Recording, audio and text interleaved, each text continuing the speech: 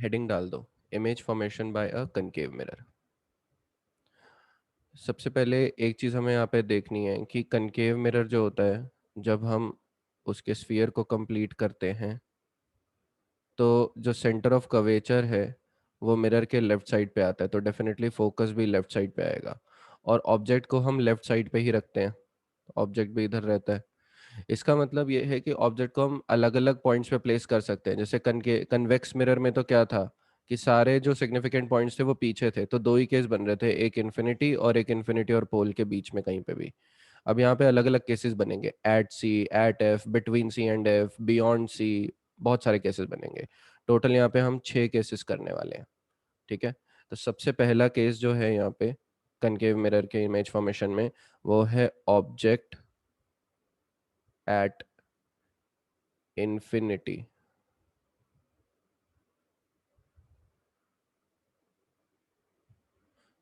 मैंने बताया था इन्फिनिटी का मतलब मिरर के अपर्चर के अकॉर्डिंग बहुत ज़्यादा डिस्टेंस पे अगर ऑब्जेक्ट रखा होता है तो हम कह देते हैं ऑब्जेक्ट इन्फिनिटी पे है। अब इसको करते करते मैं साथ साथ आपको ये भी बताऊंगा कि कैसे हम इसके कंस्ट्रक्शन करते हैं using pencil, compass and scale. तो सबसे पहला काम आपको क्या करना है, सबसे पहले आपको एक सीधी लाइन खींचनी है हॉरिजॉन्टली। ये हो गया क्या, प्रिंसिपल एक्सिस बनाइए और लिख दीजिए, साथ साथ करो, प्रिंसिपल एक्सिस। एक स्केल से ऐसे सीधी लाइन खींचो।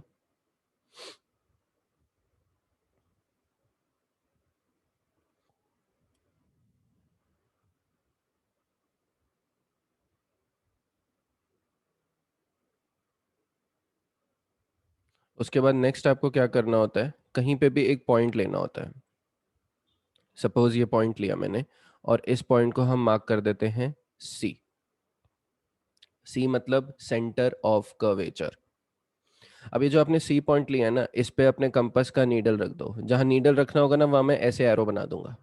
ठीक है, अपने कंपास का यहाँ पे नीडल रख दो और किसी भी रेडियस का आर्क खोल के, मतलब कंपास को कितना भी खोल के पेंसिल से एक अब हम आर्क बनाएंगे लंबा सा।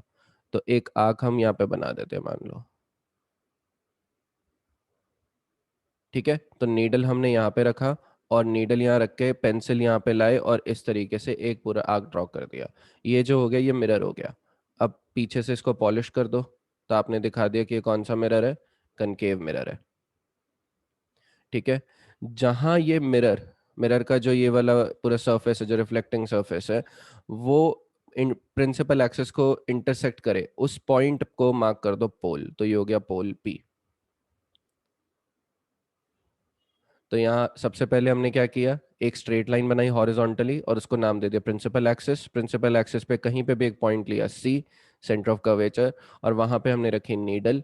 नीडल रख के राइट साइड पे एक आर्क ड्रॉ कर दिया इस तरीके से, कुछ हिस्सा प्रिंसिपल एक्सिस के ऊपर, कुछ प्रिंसिपल एक्सिस के नीचे। कोशिश ये करना कि जितना हिस्सा ऊपर हो उतना ही नीचे हो, सिमेट्रिक लगे फिगर।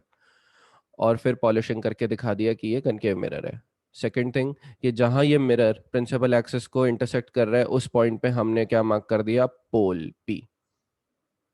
अब हमें याद है कि हमने लास्ट टाइम पढ़ा था कि सेंटर ऑफ कर्वेचर और पोल के बिल्कुल मिडल पे हम फोकस लेते हैं।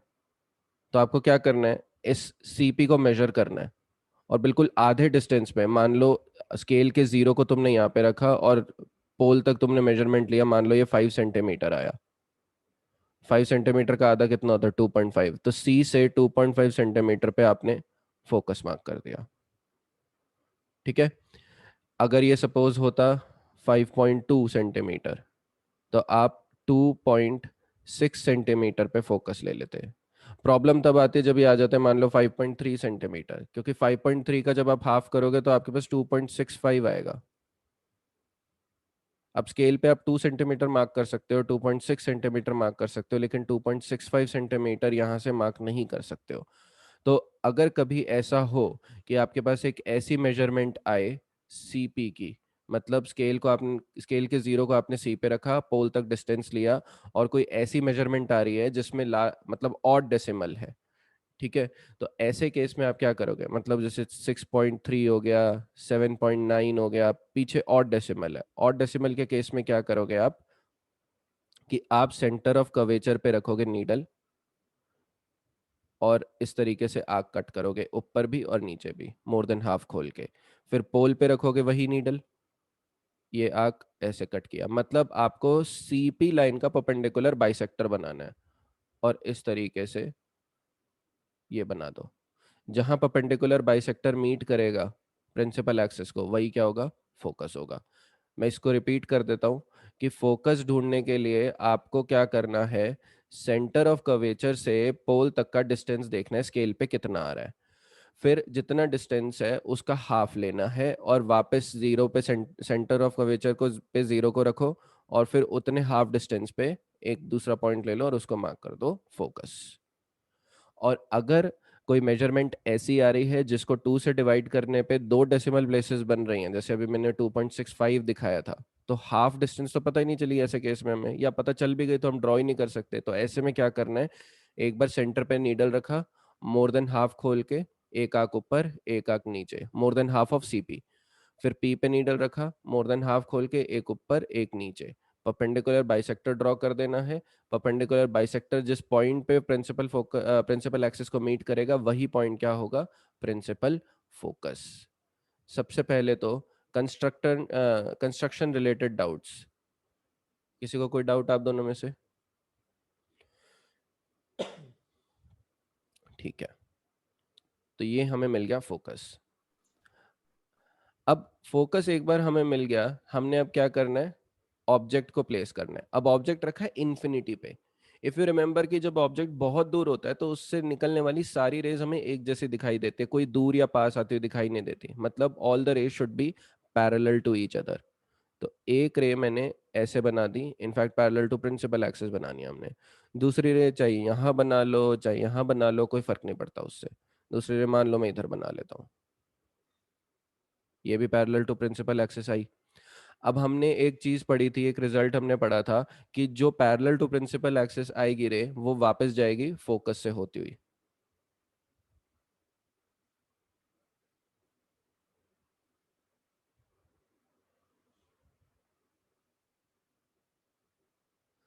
तो ये रे इस तरीके से रिफ्लेक्ट होकर चली गई। अब आप देखो कि इस पॉइंट पे ये दोनों रेज मीट कर रही हैं, लेकिन फिर भी यहाँ इमेज नहीं बनेगी।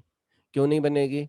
क्योंकि ये वाली जो रे है ये रिफ्लेक्टेड रे है, बट ये वाली रे इंसिडेंट रे है, और इमेज दो रिफ्लेक्टेड रेज के मीट करने से बनती हैं, इंसिडेंट रेज नहीं होनी चाहिए उसके अंदर। तो अब इसको भी रिफ्लेक्ट कराते हैं, क्योंकि अभी ये इंसिडेंट हुई, इसका रिफ्लेक्शन ने शो किया।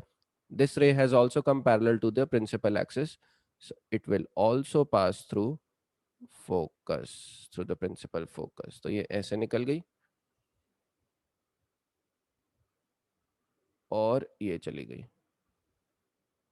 अब आप देखो कि ये दोनों रिफ्लेक्टेड रेस, एक ये वाली और एक ये वाली, ये दोनों कहाँ मीट कर रही हैं, एफ पे।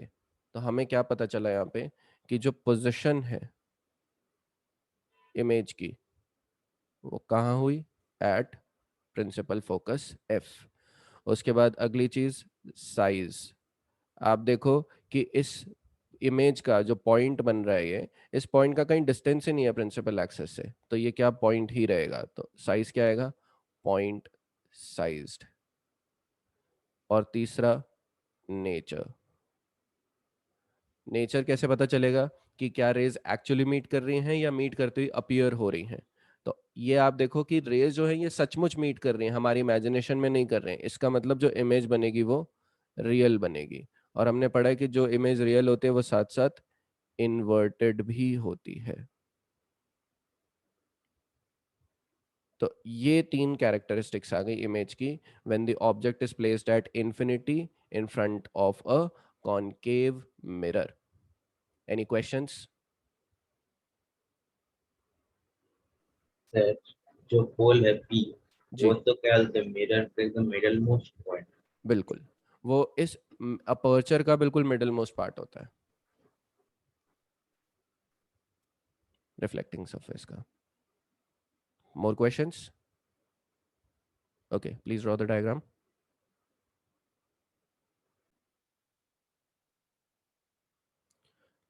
अब नेक्स्ट केस हुआ ऑब्जेक्ट बियॉन्ड सी।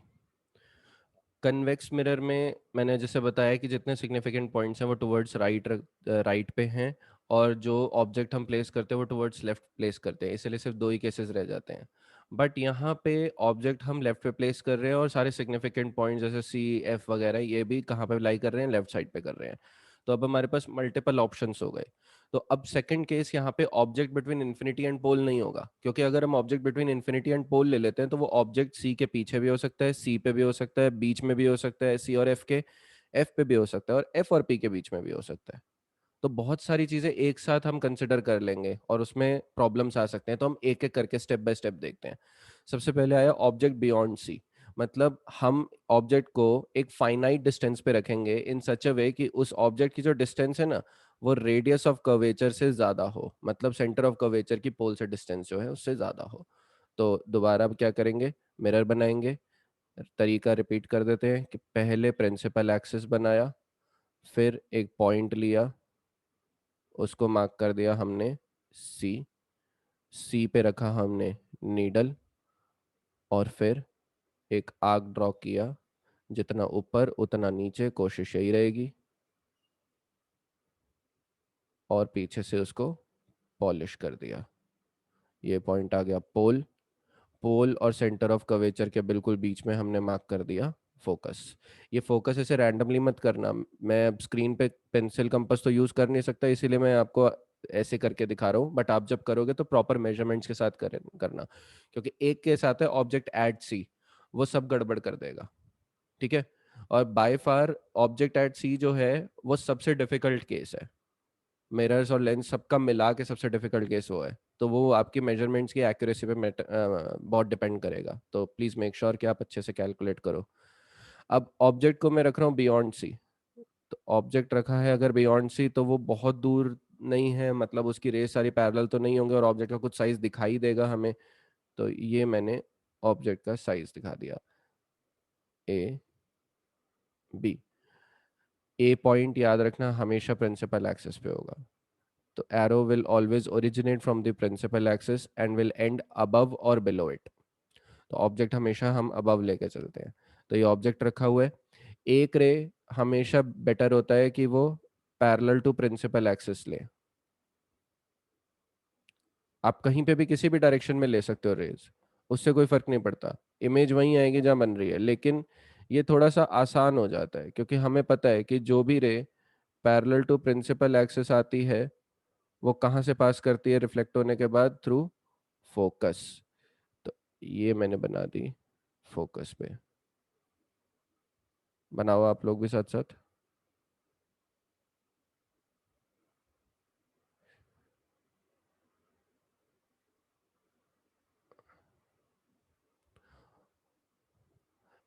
अब एक रे ऐसे बन गई, दूसरी रे वो भी किसी भी डायरेक्शन में बना सकते हो, वो कहाँ से बनाओगे, वो बना दो फोकस से। तो जो फोकस से आएगी, फोकस से होती हुई जो भी आएगी वो वापस जाते टाइम कैसे निकलेगी, पैरेलल टू प्रिंसिपल एक्सिस। तो इसे भी बनाइए।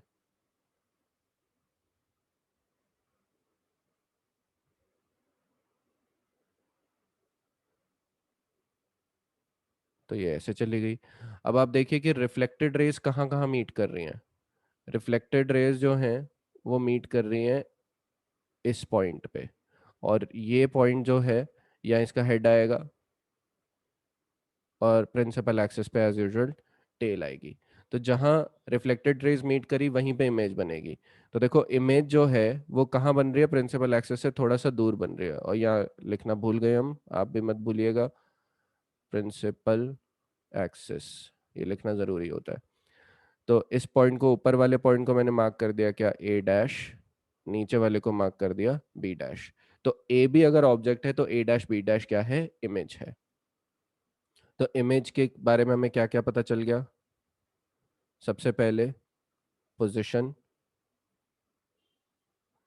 तो आप देखो कि यहाँ पॉइंट्स जो हैं वो सिग्निफिकेंट सारे लेफ्ट की तरफ हैं, तो अगर कहीं आपको कोई रीजन दिख रहा है ना कि इस और इस पॉइंट के बीच में, तो आपको मेंशन करना पड़ेगा। अब आप देखो कि जब हमने ऑब्जेक्ट को सी के पीछे रखा, बियॉन्ड सी रखा, तो इमेज कहाँ बन रही है, सी और एफ के बीच में। तो पोजीशन क्या आएगी, between C and F. Second thing, size. मैंने तो खैर रफ फिगर बनाया है, लेकिन अगर आप स्केल, कंपास, पेंसिल यूज करोगे तो भी आपको यही चीज दिखाई देगी कि जो ए डैश बी डैश है ना, उस वो वाले एरो की लेंथ ए बी से कम है। तो ऑब्वियसली जो इमेज है वो क्या बनेगी, smaller than object.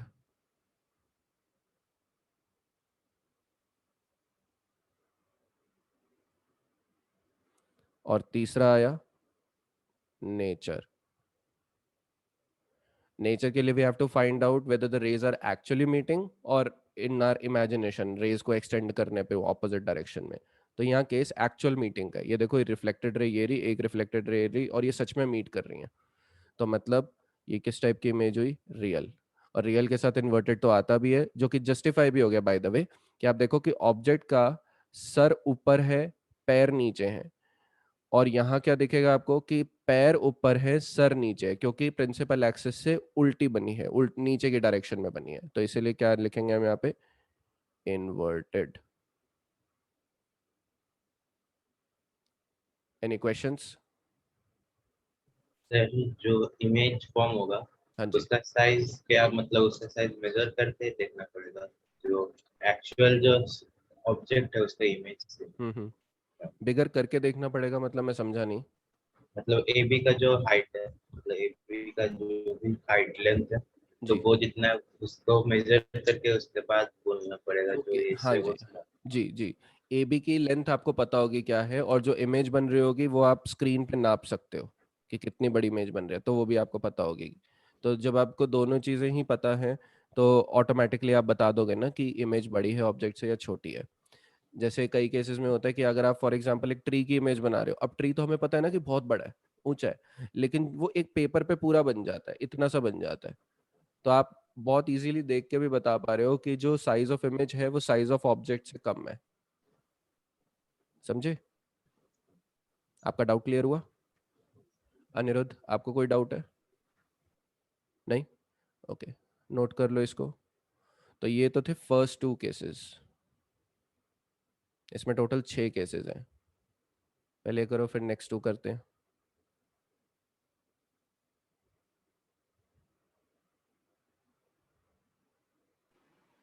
Excuse me sir. हाँ जी। सर हम जब मिरर बनाएंगे और पहले जो सेंटर ऑफ कर्वेचर बनाएंगे, जी वो नॉर्मली पिछले केस में क्या था, कंपास के साथ वैसे करना है। हाँ, बिल्कुल वैसे ही करना है। अभी मैं वही बता रहा था ना कि पहले प्रिंसिपल एक्सेस बनाया, फिर सी मार्क किया कहीं पे भी रैंडमली, फिर उस पर नीडल प्लेस किया हमने, और फिर कंपास को खोल के एक ऐसे लंबा सा आर्क ड्रॉ करके पॉलिश कर दिया, और सी और पी के बिल्कुल सेंटर में हमने एफ बना दिया। ठीक है, तो वो प्रोसीजर एज इट इज रहेगा।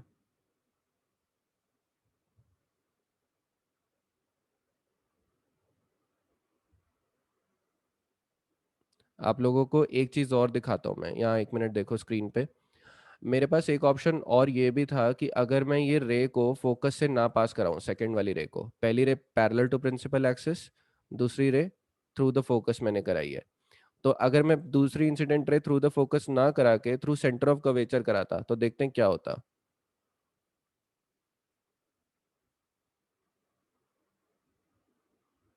तो ये सेंटर ऑफ कर्वेचर से जब पास करती, तो मिरर को ये यहाँ पे स्ट्राइक करती। थोड़ा सा एक्सटेंड कर देते हैं मिरर को। ठीक है, ये मिरर को यहाँ पे स्ट्राइक करती। अब ये रेडियस के थ्रू होता हुआ आ रहा है, मतलब ये वाली जो रे है ये सेंटर ऑफ कर्वेचर से पास कर रही है, इसका मतलब ये अलोंग द रेडियस है। ठीक है, जो रेडियस होता है ना, वो टेंजेंट के हमेशा परपेंडिकुलर होता है। ठीक है, ये एक प्रॉपर्टी है, और ये आप 10th स्टैंडर्ड इसमें चैप्टर 10 में भी करोगे मैथ्स में, कि रेडियस हमेशा टेंजेंट के परपेंडिकुलर होता है at the point of contact. इसका मतलब इधर अगर मैं एक टेंजेंट ड्रॉ करूं तो ये क्या आएगा, परपेंडिकुलर आएगा। और अगर आपको याद हो कि टेंजेंट जो होता है वो सरफेस को भी बताता है, मतलब वो सरफेस के बारे में बताता है। तो किसी भी कर्व्ड सरफेस पे अगर आपको बताना है कि किसी एक पर्टिकुलर पॉइंट पे सरफेस कैसा बन रहा है, तो हम टेंजेंट बनाते हैं। ठीक है, tangent is perpendicular to the radius, तो ये रेडियस के अलोंग आ रही है, ये टेंजेंट है। इसका मतलब ये जो लाइन आ रही है ना रे, यही नॉर्मल है, क्योंकि नॉर्मल भी तो परपेंडिकुलर ही होती है ना सरफेस के। तो ये वाली रे इस पॉइंट पे सरफेस के परपेंडिकुलर आई, और इस पॉइंट पे सरफेस के परपेंडिकुलर तो नॉर्मल बनती है। इसका मतलब नॉर्मल तो ऐसे है ही, और इंसिडेंट रे भी ऐसे है। तो नॉर्मल और इंसिडेंट रे जब एक दूसरे पे कोइंसाइड कर रही है तो एंगल ऑफ इंसिडेंस क्या हो गया? जीरो। अब अगर एंगल ऑफ इंसिडेंस जीरो है तो for sure angle of reflection भी क्या होगा? जीरो। इसका मतलब ये जो रे ऐसे आई थी ना, ये ऐसे ही वापस चली जाएगी। ठीक है जी। दूसरी चीज यहाँ पे मैंने इधर रफ फिगर बनाया है, आप जब इसको पेंसिल स्केल से बनाओगे तो आपको दिखेगा कि जब आप सेंटर ऑफ कर्वेचर से लाइन को पास कराओगे ना, रे को पास कराओगे, वो इसी पॉइंट पे मीट करेगी जहां रेज ऑलरेडी मीट कर रही हैं। तो वही मैं आपको कह रहा था, बनाने को आप इन्फानाइट रेज बना लो, वो सारी एक ही पॉइंट पे मीट करेंगी इमेज फॉर्म करने के लिए किसी एक पर्टिकुलर केस में। तो ऐसे ही यहाँ पे है। तो आपके पास क्या ऑप्शंस थे कि एक रे बना देते पैरेलल टू प्रिंसिपल एक्सिस, दूसरी बना देते थ्रू फोकस, जो हमने किया। दूसरा ऑप्शन क्या है? एक ray parallel to principal axis, दूसरी थ्रू सेंटर ऑफ कर्वेचर। तीसरा हमारे पास क्या है कि एक रे थ्रू फोकस और तीसरी दूसरी रे थ्रू सेंटर ऑफ कर्वेचर। तो क्या क्या समझ में आ गया कि जो पैरेलल आएगी वो वापस जाएगी फोकस से होती हुई, जो फोकस से होती हुई आएगी वो वापस जाएगी पैरेलल, और जो सेंटर ऑफ कर्वेचर से होती हुई आएगी वो वापस वैसे ही चली जाएगी जैसे वो आई थी, तो अपने पाथ को रिट्रेस कर लेगी। Any questions? नो?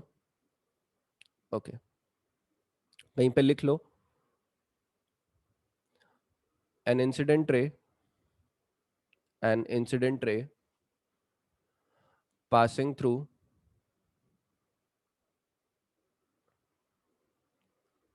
C या center of curvature, an incident ray passing through C retraces its path upon reflection, retraces its path upon reflection। चलो डायग्राम कंप्लीट करो, फिर नेक्स्ट टू केसेस करते हैं।